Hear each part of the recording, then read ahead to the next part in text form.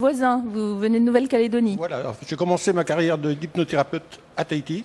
Après, je suis parti en Calédonie, je reviens ici 2 fois par an. Voilà. Et vous nous proposez une méthode pour arrêter de fumer par l'hypnose. Oui, parce que beaucoup de gens parlent d'arrêter de fumer. Tout le monde dit que fumer, c'est mauvais pour la santé, mais peu de gens disent comment faire pour arrêter de Donc fumer. ça devrait être une méthode obligatoire, finalement. Il faudrait aller voir le ministère de la Santé et leur Oui, proposer pourquoi pas. ça.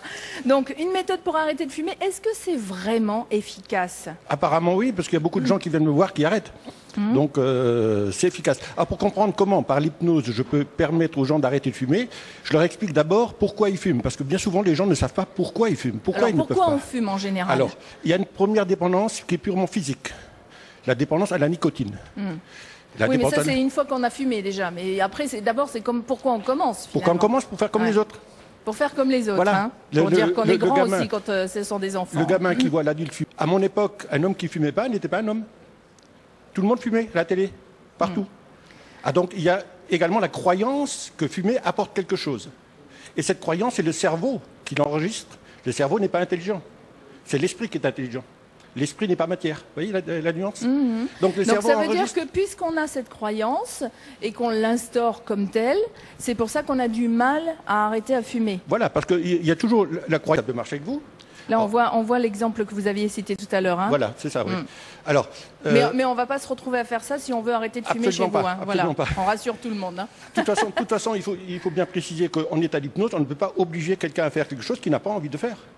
Et les personnes que je mettrai entre deux chaises sont toujours volontaires pour le faire. Alors, mettez bien votre micro à côté de la bouche. Ouais. Alors, vous allez donc expliquer ce qu'est l'hypnose.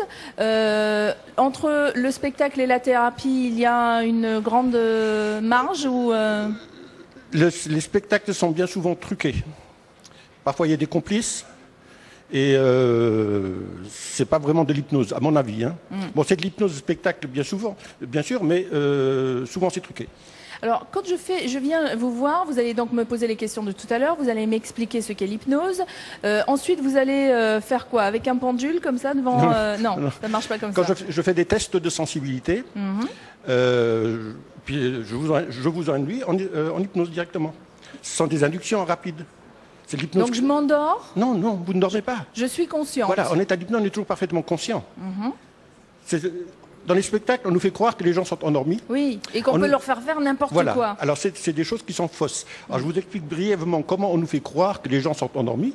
Tout simplement, l'hypnotiseur de spectacle, quand il a fini sa démonstration, il dit à votre réveil, vous aurez oublié ce que vous avez fait. Oui. Vous avez déjà entendu cette phrase? Ah bah oui, des milliers de fois. Rien que cette phrase prouve que c'est faux.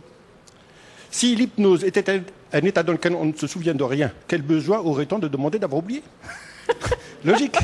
Non, mais c'était parce que si jamais il nous avait fait faire des trucs très étranges, parce qu'on a vu comme ça des vidéos circuler sur le net avec un hypnotiseur qui prend des gens dans la rue et qui leur fait faire vraiment n'importe quoi. Donc là, c'est pour oublier cet épisode un peu malheureux. Oui, voilà. Ouais. On demande à la personne d'avoir oublié. Si la personne accepte la suggestion d'avoir oublié, elle dit où je suis, qu'est-ce que j'ai fait. Et là, tous les spectateurs donc en fait, vont croire c'est que des acteurs que l'on voit alors qui participent à ce type bien souvent, de...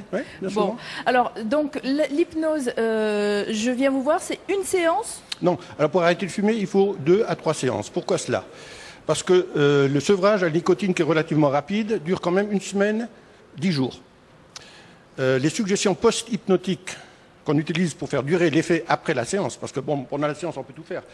Il faut faire durer l'effet après la séance. Donc on utilise des suggestions post-hypnotiques. Une suggestion post-hypnotique peut malheureusement ne durer qu'1 heure, 1 jour. Rarement plus de 5 jours quand elle n'est donnée qu'une seule fois. Alors on explique en quelques mots, c'est quoi une suggestion post-hypnotique? Destinée à durer après l'hypnose. Donc c'est après l'hypnose, et quand on parle de suggestion, c'est-à-dire que vous allez proposer... Voilà, on suggère à la personne... Une nouvelle croyance peut-être, alors à ce moment-là on peut dire ça comme ça. On reprogramme le cerveau. L'inconscient, voilà, le cerveau. Combien ça coûte une séance d'hypnose? Alors pour arrêter de fumer, c'est 12 000 francs une séance. 12 000 francs une séance. Donc par rapport à ce que le prix du tabac, je crois que c'est pas cher. Ah, ben ça c'est sûr, il y en a beaucoup qui se disent ouais, j'en ai marre parce que effectivement ça me coûte cher. Donc 12 000 francs une séance, en sachant qu'il en faut 3 au minimum. 2, non, 2 minimum. 2 minimum, 3 pour les cas difficiles. 3 pour les cas difficiles, ça veut dire les gens qui sont vraiment addicts à la nicotine et qui ont du mal. Qui ont plus de mal à aller en état d'hypnose. D'accord. Parce que la difficulté, c'est permettre à la personne d'accepter l'hypnose.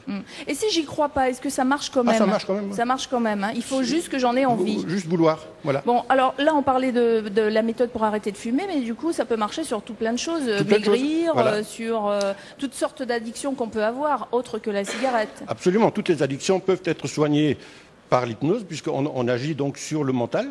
Et c'est le mental qui provoque les envies et les besoins. Alors, vous êtes là pour combien de temps à Tahiti? Quand je viens toujours 4 semaines. 4 semaines 4 semaines, je viens 2 fois par an. Et alors, les gens qui voudraient prendre un rendez-vous pour une hypnose pour arrêter de fumer ou autre chose, on peut vous appeler directement? On peut m'appeler directement. Donc le 76 80 47, 76 80 47, autrement on sera obligé d'aller en Nouvelle-Calédonie, c'est ça? Oui, ou attendre septembre, octobre que je revienne. Que vous reveniez, voilà. Jürgen Altmaier qui est hypnothérapeute.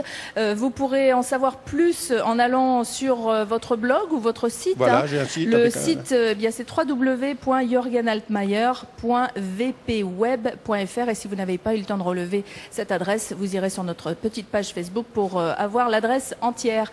Merci Jürgen et bonne hypnose pour.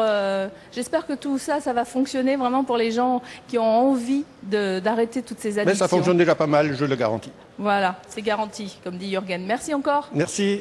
Allez, tout